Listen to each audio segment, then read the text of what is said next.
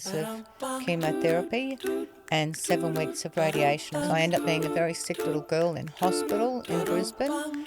But I had faith in those doctors and I had faith that I was going to make it through and I was going to be fine. I'm Ange. And I'm Beck, and we are Gold Diggers. It's not what you're thinking. And we dig the gold out of everyday life stories. Like today's guest. Hello, my name is Leonie Mulgrew. Board when I go into retirement is going to be all about going overseas with my husband. So when we come back to Australia, it'll be about then doing the grey nomad thing. Honey, you're my sugar. So we're going to try something new right now. At the start of every podcast, we're going to throw in a question here from our producer, because some of our feedback was from you, our listeners, is you really liked it when Beck and I posed an unusual first question. So we figured, why don't we have the first question and have to answer it? So take it away, Sam. Yeah. So, Ange, what is your strangest fear when you were younger? It's actually not a fear that just when I was younger, I still have it now. And it's a fear called tryptophobia. Tryptophobia or something like that. Where's phobia? And basically, right, so this is weird. It is a fear of circles joined together. Oh. You weren't expecting that, were you? That's the weirdest fear I've ever heard of. So you wouldn't like those earrings that you can clip together? No, they have to be together in a certain way. So they've got to, they're round, or it doesn't have to be round shapes, but they've got to be together. And there's like a 3D effect where the gaps in between are coming up. So like a honeycomb, for instance. Right. Or if you've ever followed a lorry that's a logging truck. Yeah. And all the logs are circles and the back of the logs. Is that the fear of looking at those just looking at circles? it makes my head itch. Does it? And gives me this weird bodily sensation. That's really weird. And other members of my family have it too. Really? Yeah. So it's never definitely follow a thing. a logging truck. Yeah. I can't look at it. I'll be veering off the road. And don't get your own honey from a honeycomb. No. Wow, that's so weird. Yes, I can't look at honeycomb, or it's got to have this kind of like 3D effect as if it's popping out.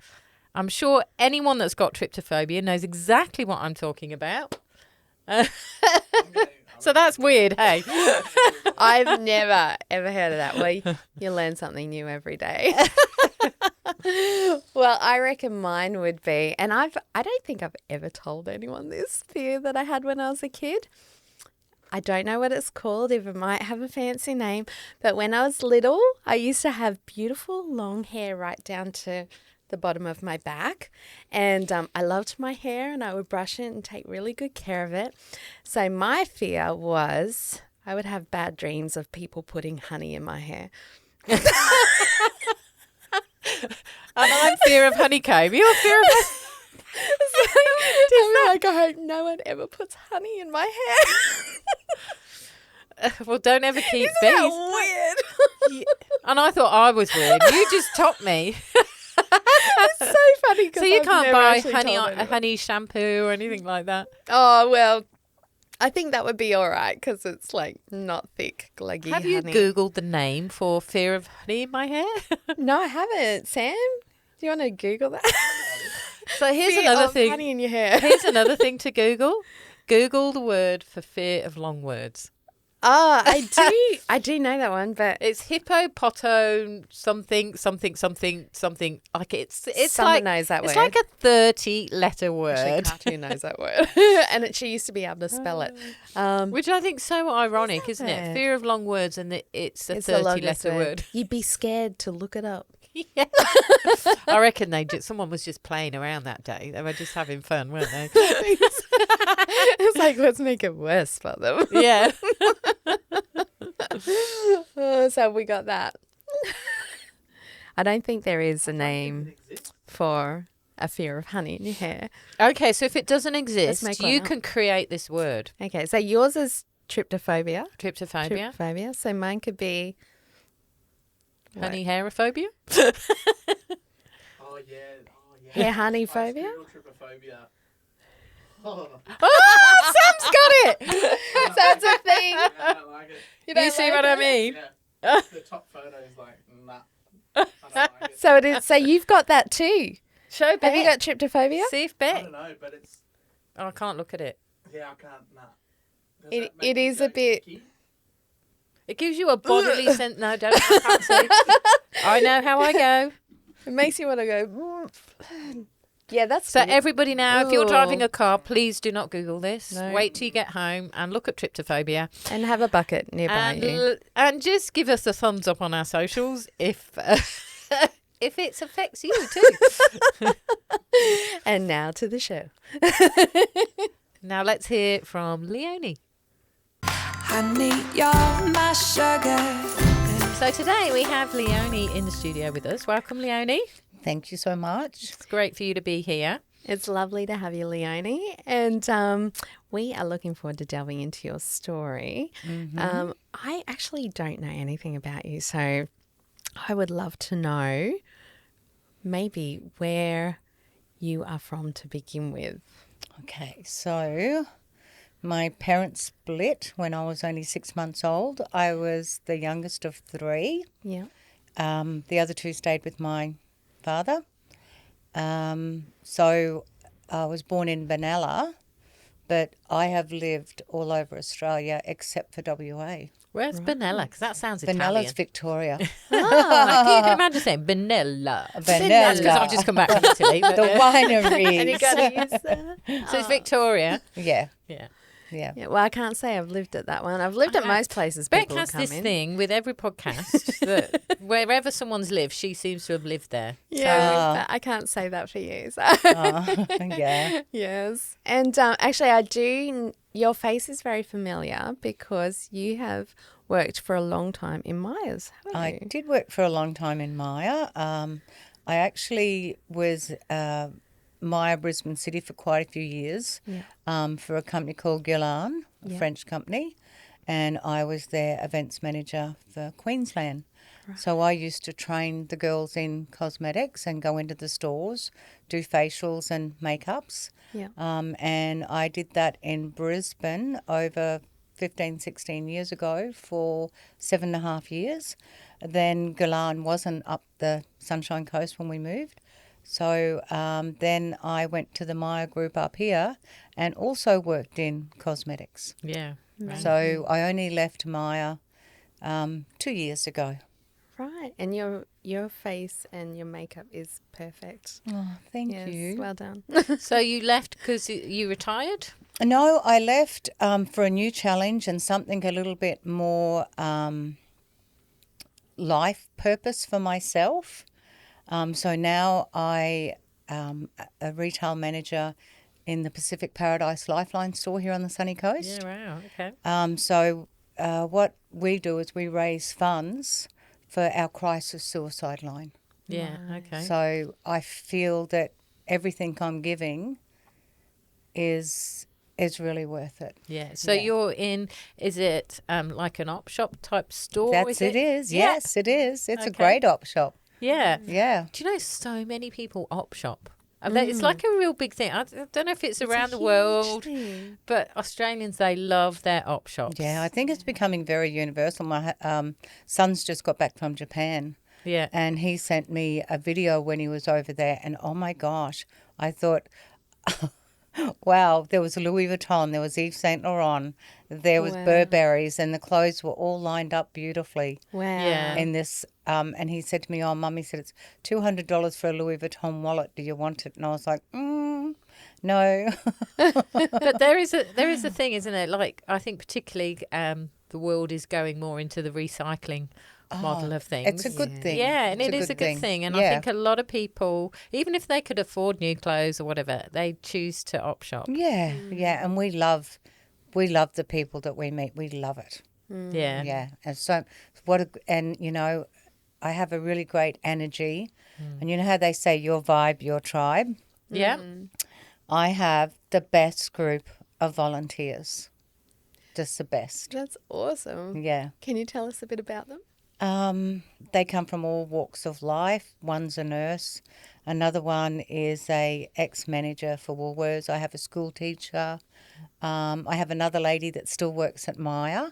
Yeah. Yeah. I have a lady that works for Smiggle and Just Jeans that volunteers with me as well. That's Yeah. great. And it's a rewarding job for you. Does it feel like it's more than just kind of managing a store? Oh, absolutely it is. Absolutely it is. I'm changing lives every day. It's That's good. amazing. Yeah. You've obviously found your purpose in what you're doing. I think so. Yes. Yeah. And what does that look like for you? Moving forward from after my childhood, Yeah. moving forward for me, it's going to be, I've got 2.5 years before I retire. My husband and I are both quite active, outdoorsy people. So it'll be when we retire, we're aiming to go to Europe and do everything we want to do over there. Yeah. While we're still healthy and fit, and my aim is to stay healthy and fit. Yeah. And then when we come back, I'm not going to sit on the lounge.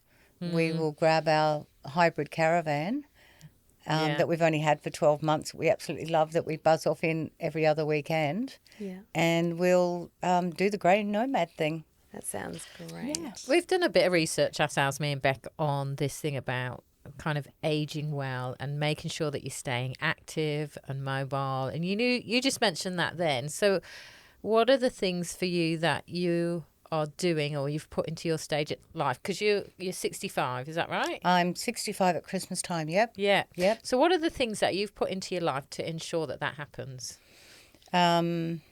A glass of wine when I feel like it. Yeah, great. I think just, healthy eating, making sure I stay active. And I don't know if you've ever seen the back workings of a recycle shop. No? Wow, there's But- probably piles of clothes. Yeah, very busy, very busy. So you are running all the time. Yeah. But I'm also, we live at Markula, so I'm straight across the road from the beach. Yeah. So it's right there for the taking, for the walks and the, but yeah, and at work, I'm doing my weights at work because I'm lifting bags and lifting bins and, I think it's, the secret is staying healthy Yeah. and being happy and keep moving. Yes. We don't get old because, we get old because we stop moving. We don't stop moving because we get old. Yeah. That's right. And that's the secret. Don't sit on the lounge because you retire. Yes. Get up and move. Yes. Otherwise, you will get old. Yeah, That's it's what so this true. Yeah. podcast was saying, wasn't it? Like Yeah. you can have a slow death by sitting your life away. Yeah. But it's the movement that keeps you healthy. And keeping an active mind too. I Yeah. think that's so important that, even if you're retired or you're post-retirement, I think staying active in community, getting involved in volunteering for different things or in social groups of some sort. It's so important to keep our mind and our body active. Yeah. And research has said that, we don't need to actually slow down till we're about 75. So we've got plenty of years left yet. I know people that are in their 80s. One of my volunteers is 78. Yeah. And she would have to be the most active volunteer I have. Yeah, wow. Yeah, beautiful. And she's got people 20 years her junior, and she's amazing. She runs circles around them. Yes, she's amazing. She needs to Push share her bike secrets. riding, walking. She just lives life, and she stays moving. Yeah. So, Leonie, if we go back to your childhood, so Yeah. your parents split when you were 6 months old. Yep. You've got 2 older siblings, and you moved to, what was it called again? Belima? No, I was born in Benalla. You were Benalla. born in Benalla. Yeah, yes. but I think my childhood is a bit of a mystery, even to me. Right. Of, like the very young ages was a bit of a mystery, because when my mother left my father, she met up with another man, and they had a child together, and that was Kimmy, my little sister. Yeah. And then I think Kim and I went into a children's home in Rockhampton. Right. And then Mum left us there, and she went to North Queensland and was a nanny for ended up being my stepdad, Oh, wow. who was absolutely lovely. So with that, Was there any reason she left you in the children's home? Was that she couldn't afford to keep us. Yeah, right. She couldn't afford to keep us. Yeah. And how long We were you didn't there? have children's services or anything those days. We didn't have things that could. So, you know, and I think she was struggling. She was only very young when she was 16 when she married my father, Yeah, wow. and she was pregnant. Yeah. So That she is was young. very young, and I think she came from quite an abusive home as well. You know how they say that, you know, the abuse can follow down in a, Yeah. you know, well, when it got to me, I broke the mold. Oh, lovely. Yeah. Good girl. I thought, turn it around. Yes, yeah. And is there something in particular you did that were like, was it just a complete awareness that I don't want to go down that same track?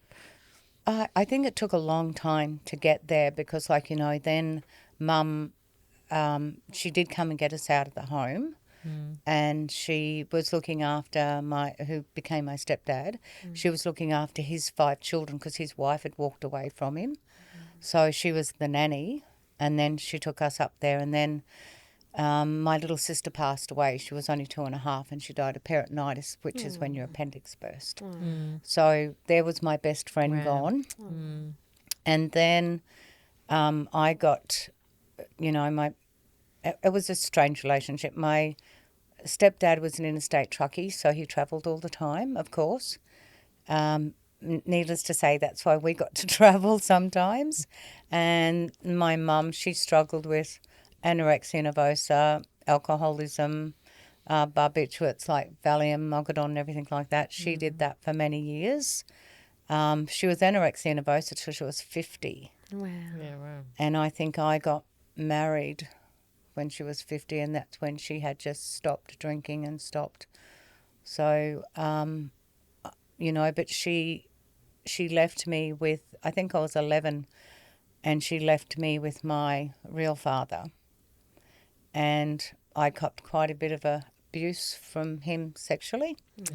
And then I decided, I went to school one day and I told this boy that I was friends with at school, and I was only 11. And thank goodness, because I was petrified to tell anyone because nobody believed me. Yeah. And I told him and he told his mum, and then they got the police involved, and then I was sent home back up to Mum, which she'd gotten back together at this time with my stepfather again. And so how was your mum's response? No, to... she didn't believe me, doll. Yeah. She said I made it up. And so then my mum and my stepfather built a home in a place called Wonyu. Wonyu? Haven't heard of that one either. That's between Shepparton and Yumurka in Victoria. Right. So I ran away from there 13 times Wow. because I just could not handle the physical abuse. Mum was very physical. Right. And I couldn't handle it, and I couldn't handle the coming home from school and finding her that she'd OD'd on Valium or something. So you're there as a little girl, 11 years of age. You had This is a- heavy burdens to carry as a young girl. Yeah. How did you handle that? Well, the most wonderful thing happened to me, and like some people might think, oh, that's not so good, but it was good. Because I'd run away from home so many times, Mum didn't appear in court when she had a chance to come and get me back. So I got made a ward of the state. Okay. When I got made a ward of the state, I got sent to Melbourne into, if you looked it up now and you Googled it, you'd be horrified. You'd like, oh my God, that looks like something out of a horror movie. And it was something like out of a horror movie. It was called Winlayton. Winbera was where you went as a young girl underneath the age of 18 if you committed a crime. You know what my crime was? I was exposed to immoral danger. So I was charged with being exposed to immoral No. danger.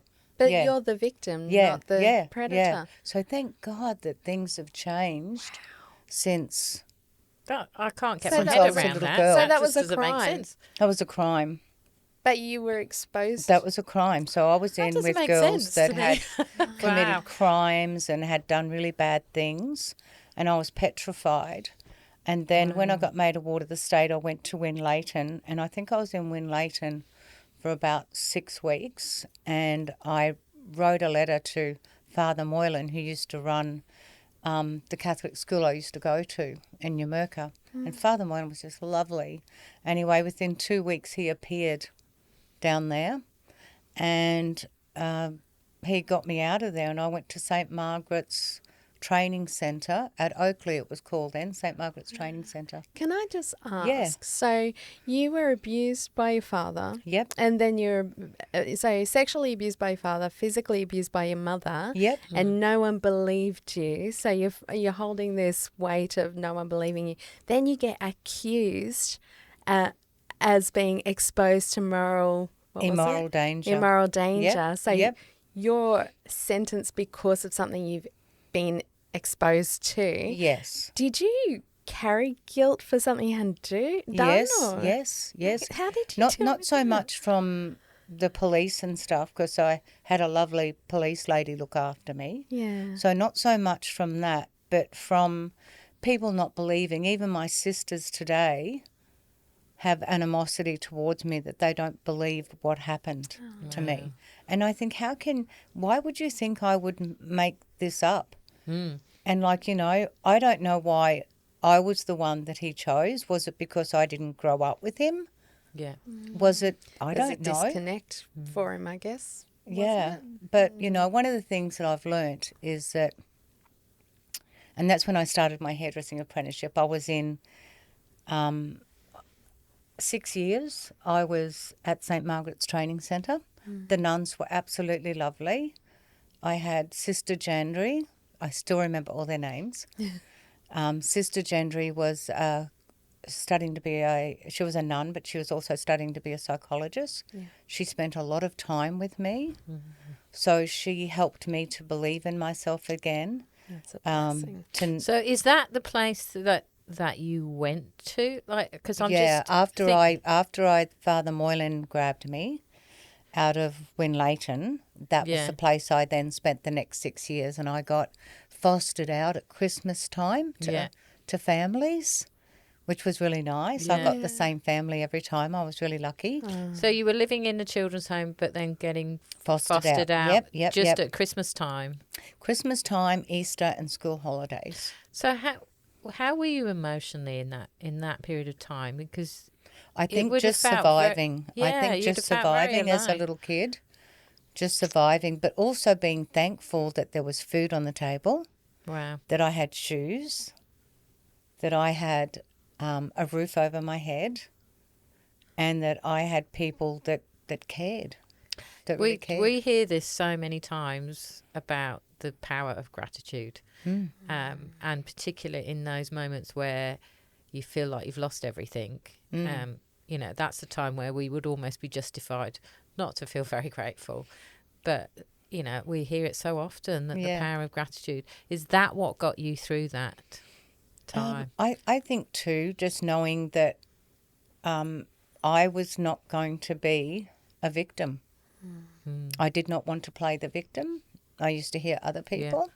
And I thought, no, you're not. You're bigger than that. I was very angry for a long time. I was really angry for a No long child time. should go through what you went through. Yeah, and that anger went right into my adulthood, even to when I met my husband. And I've been married to Shane for 38 years. Which is great, because you mentioned earlier about you didn't want to repeat the cycle. Yes, So- I didn't want to. So things changed when I met Shane. Yeah. And Shane was fantastic as well. Shane's the eldest of 5 children, and his parents were together right until his dad passed. Yeah. And his mum's still alive. For me, I've had to learn. Shane has taught me and helped me through anger management. I really was angry. I was so angry with everything, but I didn't know what I was angry about. Yeah. Fair And enough. then I had to learn, the biggest lesson I've learnt is to forgive. Yeah. I actually went to my father's funeral. He died of motor neurone. I actually went to his funeral, and I stood beside my brother, and my brother did the eulogy, and I just rubbed my brother's back while he was doing the eulogy, and he was crying, And my mum, I got I forgave as well, and I got to know this beautiful woman about 10 years before she passed away. Wow. What a gift. Yeah, and I thought, I'm so glad that I forgave and that I moved on. And she got clean and everything from that Yeah, time? she did. She was amazing. She was beautiful. Yeah. She was a wow. beautiful, beautiful soul inside. And I'd learnt so much of what had happened to her as a child.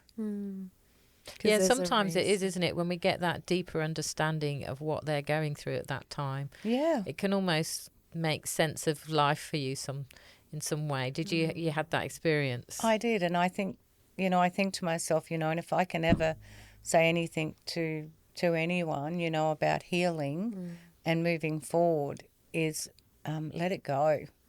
Let it go. Your husband Shane sounds like a remarkable man. Oh, he is. He's beautiful. So he's married you, having you just come off freshly from that childhood that you've just told us about. Yeah. And he's taken you in and helped you through your anger issues. Yes. So he sounds like he was a fairly strong man to begin with and compassionate.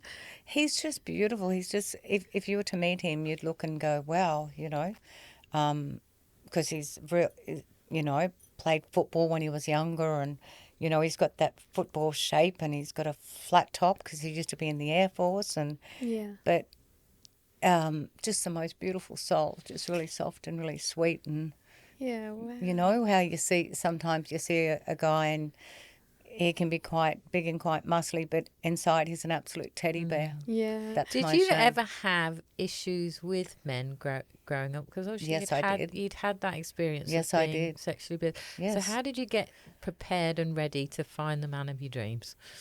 I first had my first boyfriend. I was 16 till I was 20, and then realised that I'd only ever been out with one boy, and probably I needed to live a little bit more, and that's when I went over to I lost my stepdad. He died of a massive heart attack at 55, so I was pretty heartbroken, and my mum was still struggling with alcoholism at that time, so I packed everything up in Brisbane and I moved to Hawaii.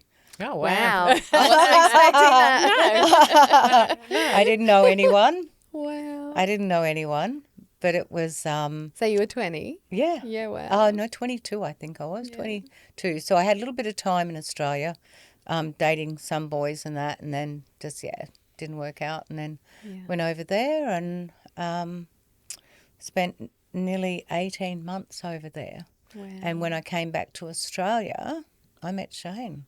Oh, wow. Yeah. And you'd done some healing work in like... With Shane. Shane's been fantastic in helping me to... I didn't know how to be a mum, okay? I was never going to get married and I was never going to be a mum. Yeah. Wow. That was two of my things that I said I was never going to do. Number one, I didn't know how to be a mum. And number two, every marriage I'd ever seen had failed. Yeah. Except for one of my best friends, Sylvia. She's still a friend today. And her parents were a really good role model for me that marriages can work. Yeah. But wow. it wasn't enough because, I was going to get married. And then when I was in Hawaii, I was in a relationship and I did fall pregnant. And I had a beautiful baby girl, Tiana. She turns 40 this year. Right. And but I came back to Australia and had her. Yeah. And you wouldn't believe it, I met Shane when she was only 2 weeks old. Oh, wow. And I was like, I wasn't looking for a relationship. I wasn't looking to get married. I wasn't looking to do this and I wasn't looking to do that. And then 8 months That's later. when they come along. Yeah. Amazing. Yep. 8 months later, Shane and I got engaged. Well, And it's within 18 months, we were married. It's remarkable because how long have you been married now? 38 years. 38 years. You've had no role models really of how to even be in a marriage and it be successful. So you've probably had to learn those things. Well, Shane and as I you've had gone. to do a parenting course before we got married. Yeah. We got married in the Catholic Church. Yeah. And we had 6 weeks. It was Shane's first posting actually for the Air Force up in Toowoomba. And so we had, I think, 2 nights a week, we had a parenting course we had to do through the church for them to marry us. Yeah. Yeah. So that was really good for me. I learnt a Great lot. idea. Yeah. Yep, I learnt a lot. And then when Shane and I did get married, at that time, we still only had one child, being Tiana. I just didn't know how to parent. So I went and did a parenting course. Yeah, wow. Yeah. Yeah, for 6 weeks, and I'd come home and I'd share with Shane my parenting course, what I did and what I learnt. Yeah. And then when, it was funny, years later when all our children grew up, because we had 3 together, so when they all grew up, we went in the teenage years when the girls were going to, I think it's called Mary MacKillop now in Brisbane, Yes. and it used to be Corpus Christi. We went and did a teenagers parenting course Wow, good on you. together. Yeah. So what about the great. moments? Because we're all married here, and we know that there are moments in marriage where, you feel like you want to jack it in because it just feels like things aren't connecting, aren't working out. You're arguing or whatever, and we know that there's certain skills we have to apply in how to communicate, and how to get to an understanding to come to a space of togetherness again. How did you learn those things? I know you talked about gratitude, but were there certain things that you adopted in how to work through those difficult moments in marriage? No, I think it really comes back to being grateful and what came into my life, Yeah. because I'd seen so much bad stuff, and all of a sudden I had an abundancy Yeah. of love that just surrounded me. Wow. And it was, I guess I have to go back to, as well, everything I'd ever loved had been taken away from me as a child, and everything, I just felt everything I'd ever loved. So I felt quite hurt Yeah. and quite angry. And then when I had Tiana, she was 27 hours of labour and then an emergency cesarean. Oh, wow. Yeah. So when they put her in my arms, I can't begin to tell you that was a big turning point for me. Yeah. And my cup was pretty full. Yeah. And then when I met Shane, Yeah. Wow. it overflowed. So, yeah. I notice you've got the word faith written on your shirt. yeah, oh my gosh. Yes, I do. Is that big part of your life? Yes. Yes. Can you tell us about that, please? Wow. I think just have faith in yourself. Have faith in yourself that you can do anything and that you can overcome anything. And yeah, and gaining faith in other people again was a big one for me, because I found it hard to trust anyone. Have you ever had such an experience in your life where you've needed to trust in people other than yourself? I guess a medical team. Yeah. Okay. So you've had a medical journey? Yes. Yep. 8 years ago, Yeah. I had cancer growing on my tonsils. Yeah.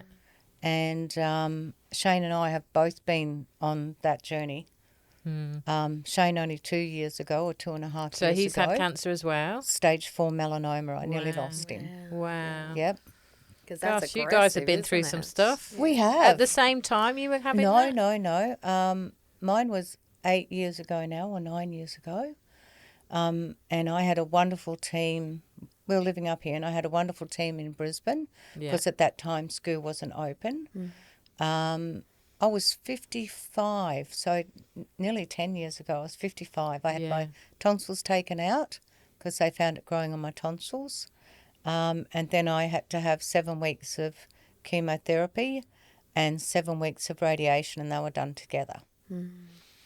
So I ended up being a very sick little girl in hospital in Brisbane, but I had faith in those doctors, and I had faith that I was going to make it through and I was going to be fine, and I was. Yeah. And then I had faith in the other medical crew up here at the school who who saved my husband's life. Yeah. Yeah, so he had melanoma, stage 4, Yeah, well, that's very serious, isn't it? very serious. Yeah. And he had an amazing doctor, Dr. David Hogan Yeah. at school. There are some times in life, isn't it, where you're just in the hands and at the mercy of other people. Yep. So I guess they would be the biggest things that I've Yeah. had to have trust in. Yeah, because it is sounds the like a bit medical. of a miracle that he survived that melanoma. Oh, it is. It because, is. they're aggressive, aren't I know. they? It is. Let's go back to your cancer journey then. How did you have symptoms? Did you know there was an issue, or was it found I was a by naughty accident? girl. I had a lymph node come up in my throat, and I just let it go. And we were around the time where it was really busy at Christmas at Maya, so I didn't go and take time out, and I should have. Yeah. All I had to have done was, I think they did an ultrasound on it, and then they did a biopsy. And anyway, you wouldn't believe it. We went on holidays in the January, and we came back. I was at work. I was helping one of the ladies in cosmetics. This is when Maya, the old Maya, and we were downstairs. And I was helping her, and I hurt my back at work moving a counter. So I was put off on, leave to get better. Yeah. And I was having physio and that, and then I saw my doctor, and he said, I think it's time you go for that biopsy. And that's when I went for the biopsy, and they found it. Yeah, wow. Yeah. So you'd left it a period of time. Oh, hadn't you? naughty girl, yeah. Think I'm invincible. Yeah. And I don't like needles, so. Yeah. So put it off. Put it off. I did. I was So like, it "No, was I'm a not shock. going there." It was a shock diagnosis. Yeah, absolutely. Yeah. That was the last thing I thought, yeah. And so then you had to go straight into kind of your treatment from that point. Well, I had to have my tonsils removed first, yeah. And then as soon as my tonsils were removed, I was with a great team at the Royal Brisbane. I was in, I think it was called Alice Lodge at West End, which is for the Cancer Council. And how much did that change your life at that moment? Oh, huge. Absolutely huge. Yeah. So you couldn't work? No, I couldn't. And were your kids, do you still have They kids were at home? fantastic. Yeah. At that time, Shane was fly in, fly out with work. So he couldn't always be there. Yeah. So I did that with the kids and with him every 2 weeks. Did it change your perspective on life at all? Oh, huge. Yeah, can you tell huge. me about that? Yeah. I wake up every morning and I thank God for being here. When I go to bed every night, I thank him again, and I thank him for you're making me all teary now. I thank him for the things that I have in my life. Yes. Yeah. I know how you feel because I had a few near-death experiences, and it really just shapes the way you think, doesn't it? Yeah. And you do thank God. You're just like, Yeah. I'm alive today because of him. And there's a reason. Well, I had There's a quite an reason we're still here. experience when I don't know if you guys have ever seen, hopefully you'll never get to see this, but if you've had any head or neck cancer, when they do radiation treatment, it's nearly like the Hannibal mask that they have to make and put on you. And you've got to be locked in on the sides to the bed. to have the radiation treatment done. Anyway, as I was losing weight when I was having treatment done, I think I lost 16 kilos then. Wow. Oh, I put it back on, but Easy done. had a few more wines, But what happened was when I was going through treatment, sometimes you'd move and you didn't mean to move, and they'd have to come in again, and they'd touch your foot and just say, "Hey, Leonie, it's okay. It's just me. We're going to have to reposition you. We've got to get the target right. I'm going to have to start again."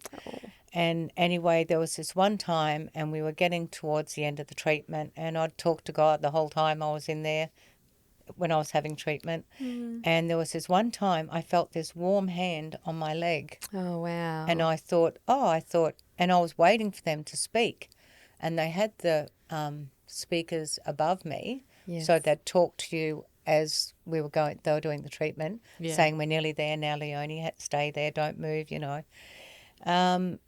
And it was just the weirdest thing. I was waiting for someone to come and tell me, we're going to move you or you've moved. And nobody came. But I honestly feel like that was the day that, you know, somebody placed their hand on me and said it's okay. That reminds me of Legra's story when she had that experience of Jesus would come into her room every morning, put his arm around her after she'd been kidnapped. She'd been kidnapped and disappeared for 18 months. That was one of our earlier podcasts. Wow. When we first started, yeah. Yeah.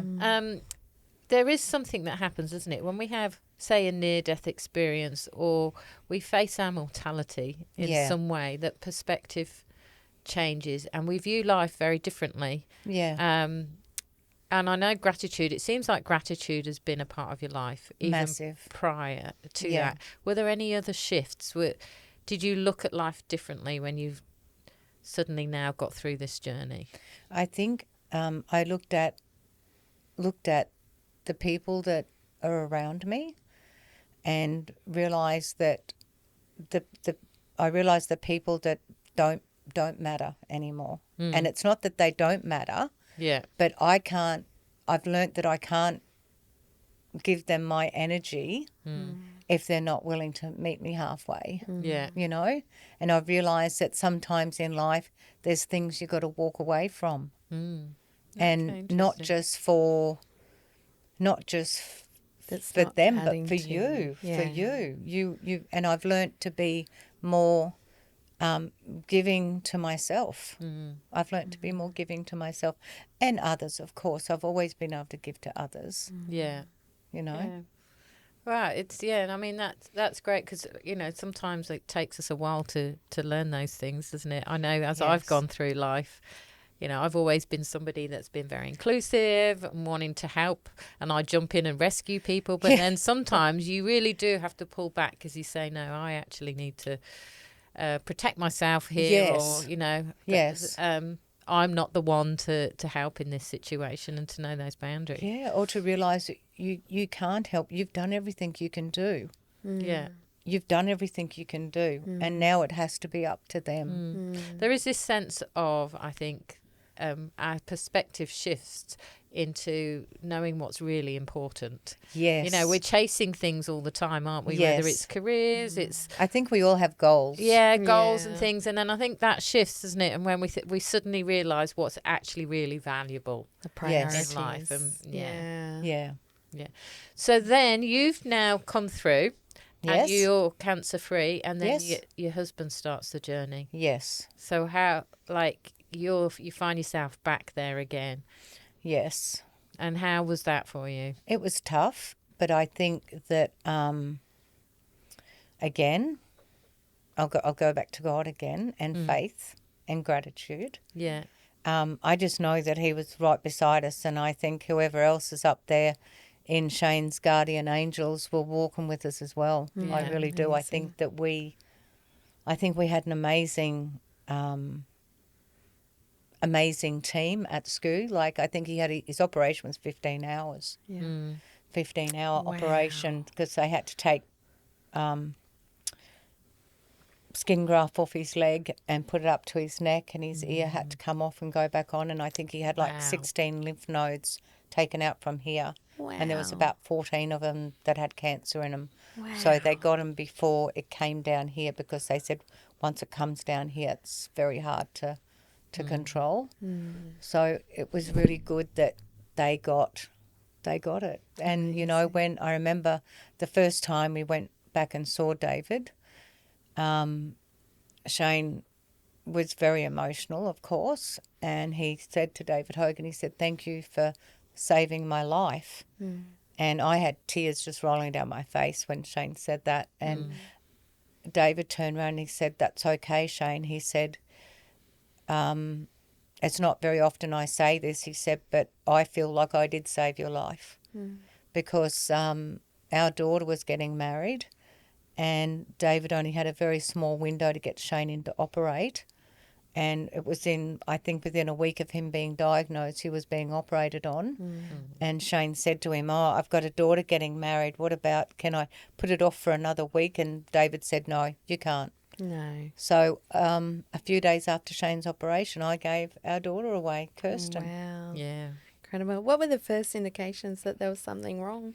Shane had like a big size lump behind his ear, Right. and he'd been, I'm not going to say which doctors, he'd been to doctors and they said it was a cyst, Right. but nobody had bothered doing a biopsy. Mm. And then Shane started getting sick. He just wasn't feeling well. And he went to the doctor and said, look, I just want this cut out. And she said, oh, I'll put you on the waiting list. It'll be about 6 months to get into SCU to. And Shane said, no, there's something wrong. So he went to another doctor and he said, no, I'm going to refer you to this doctor.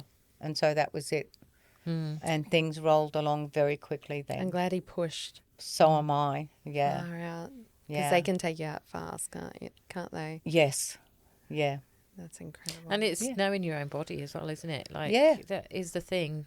Yeah. Yeah. And, you can't expect doctors to know everything. And No, so you we do have can't. to take responsibility that For yourself. for ourselves. And Yeah. if we know something's not right, well, then we We'll go to see about continue it. to push. I'm interested to know, though, because you've now had a cancer journey Yep. and you've now experienced it with your partner. Is it more challenging to go through it yourself or to witness the person you love go Good through question, Ange. I think to witness a person it? Mm. you're with, like my husband, I think it was harder watching him go through it. Yeah. Yeah. I think that's so important because that's the reason I asked the question is because I always think friends and or the spouse of someone that's going through it often Yeah. gets overlooked in the cancer journey because Yeah. you're looking at the person that's sick, but support for the person that's caring for them because Yeah. you're seeing everything, aren't you? And it must be a very difficult and emotional journey. Yeah. What would you say for you it was between being the patient and caring for the patient? For me, I was more focused on just getting through each day. Right. I was more focused on, I was very positive. Yeah. So you felt like you had more control over your own health I did. than you did over your husband's health. I did. Right. Yep. That makes a lot of sense, doesn't Yeah, it? Because I tend to think you would worry more for a loved one, but for yourself, you feel like there's Yeah. something you can do, but Yeah. you can't Yeah. necessarily for the loved one, can Yeah, you? no, and it was quite sad because when Shane first started his treatment, he lost his sister of a melanoma. Oh, wow. His younger sister was going through stuff and he lost her. So it was a Yeah. big journey for us the last few years, I think. Yeah, wow. I think we deserve a European trip. I think Yeah. you do. Is it coming up? yes. I wish. It's the plan. What the about retirement your my kids? plan. Have you had kids together? Because you mentioned you already We had have. your We've daughter. had, well, Shane adopted Tiana and he gave her away when she got married nearly 11 years ago. Tiana's a beautiful, beautiful girl and he adopted her like we went through the adoption process. So Beautiful. Tiana's had the opportunity to be in contact with her real dad and we all went over to New York a few years ago and met her grandmother, which was real fun. Wow, okay. But yeah, then we've had Kirsten and Trent. So Kirsty is 37 and Trent's 34. Three amazing people we've brought up. Yeah. Lovely. And they all live on the coast here. Oh, wow. Nice. They're all nice and close. Yeah. And I guess you've relied on them a lot, have you, through these years of... Oh, they're such a great support. They really are a great support network. Like, just we're a very, very close family. And yeah, I can't begin to thank my kids for everything and they're still always there. Like, I do the markets with Kirsty. I go for massive walks with Tiana. Yeah, nice. Trent and I go to the movies or sing-alongs together. Yeah, beautiful. You sound yeah. like you've got a great family. I do. Yeah. I do. So I think we're time for goal I now. think it is. Okay. Leonie, we have Yeah. loved having you on the show today. And just hearing your story is so heartbreaking to hear what you went through as a child. But just that inner strength that you carried to keep moving on and have that gratitude and keep pushing through horrible years, and then finding Shane and life starts improving, and then you find your faith as well, and the strength that your faith has given you to pull through the next lot of challenges of health that you've had is such a testimony for you. But I think that point where you made a decision to break off that family impact that had happened to you and your decision to move forward without that going forward as well is just such an important decision and change the whole trajectory of the rest of your life. Even though you went through hard times, it was cared for hard times. Like there was a lot of care and love and gratitude through those hard times and faith rather than the abuse that didn't carry on because you chose not to. So I think you're a remarkable person to go through what you've been through and to find your strength in the things that you found strength in. Thank you. I think you are the epitome of history doesn't have to repeat itself. No. And you've definitely broken the mould, as you Yes. said yourself. And that's impacted your next generation as well. So Yes. your kids and your grandkids, they don't have the heritage that you had, and you've changed that. Yes. And that's massive to do Yes. that in the way that you've been brought up. So, as Beck said, that's incredible that you've done that. But the things that I pull out from your story is that deep sense of gratitude, as we've talked about, and how that has been a vein throughout your life. And I think it's been because of that you've been able to break the mold. And now you're in a role where you're finding great fulfillment. And none of it is about you. It's all about your volunteers, about how you're helping these great people, the volunteers, and how, Lifeline and what you're doing it for. And you're finding fulfillment in your life. Despite what you've been through. So you've not ever used any of that as an excuse not to live well and to be grateful for what you have. And I think that's excellent. Thank you. Yeah. You're letting your light shine. Thank you. Yes. So thank you for being with us today. We really appreciate you sharing your story. And I know that if we all have that sense of gratitude, we can live a better life. Thanks for having me. Pleasure. Thanks for listening to the Gold Diggers podcast. If you want to be a guest or you want to reach out, you can do so on our website, thegolddiggers.com.au. We also share behind the scenes footage and giveaways across our socials on TikTok, Instagram, YouTube, and Facebook. We dig for gold every Wednesday, so subscribe and follow now so that you don't miss a story that could change your life. Honey, you're my sugar.